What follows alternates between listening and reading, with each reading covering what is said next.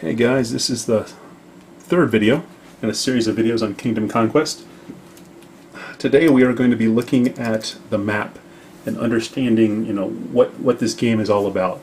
Last video we talked about the resources and building up your base, but now let's look at the map, because this is the whole game is about fighting other players, fighting monsters, and winning and conquering the world. So this is your map. It's the zoomed out mini version. You can zoom in and look around. The red stuff is enemy territories. The greenish blue stuff is your territory. You're just going to, when you start, you're just going to have this this one base, and you'll need to capture stuff. The red is enemy, and if you see green stuff, those are your allies, people that have joined your alliance. Again, here is the mini map with your different quadrants: northwest, northeast, southeast, southwest, and if you look, you'll see these red dots. So let's talk about what these red dots are and talk about towers and dungeons in general. These red dots are called debris towers. At the end of the 6 months, you can get a winner's prize if your alliance has captured a certain number of debris towers, and the prize is increased depending on the number of debris towers that your alliance holds. Holds on to, maintains control over. Think of it as like who can hold on to it without having it take it from them the longest. You're going to get rewards based on that, and those debris towers are extremely hard. That's something that happens. You decide to battle those later in the season. At the beginning of the season, though, when you first start, you're going to be hunting these things. These are just normal towers. Let me show you a debris tower first of all, so you don't get confused. Debris towers are encircled in what looks like this stone barricade with more things inside. These are very high-level lands. And then also you have this. This is the main debris tower, debris Pluto. There are 9 debris towers. This is the center one. There's 9 per world, and again, the ultimate goal is to conquer them, and you'll get the prize at the end of the season. During the season, though, you need, the goal is to get monsters. The goal is to level up your monsters and have fun warring with other people.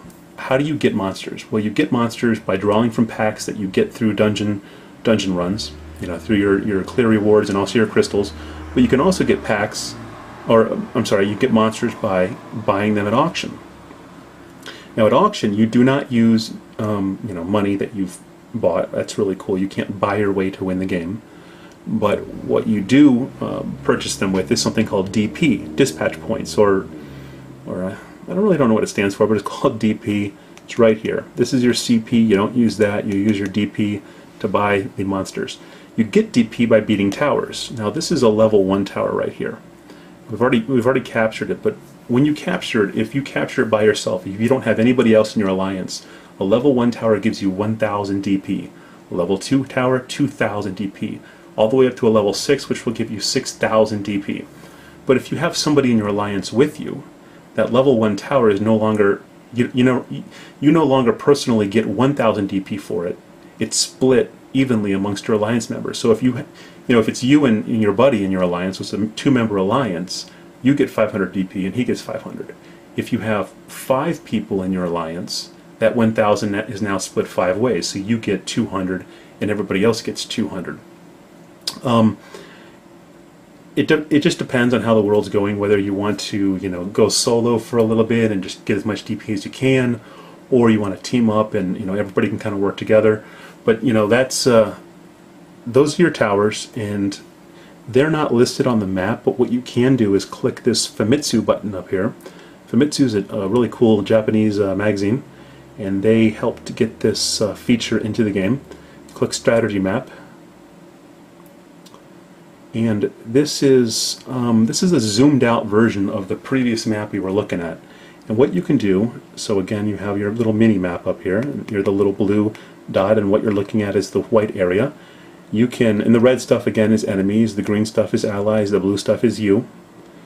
You can scroll around and look for towers. So look, there's a tower right there. It's not been captured because it's black. Now there is a 30-minute delay, or probably about a couple-hour delay on this, the refresh of this. So this might already be captured. I doubt it though, because it's a level 5. As you increase in the level of the towers, the number of monsters at the towers significantly goes up. You know, a level 1 tower might have 2 monsters with 750 monsters each. So you'd have one monster with 750 and another monster with 750. You fight a level 6 tower, you're going to fight, you know, 30,000 monsters.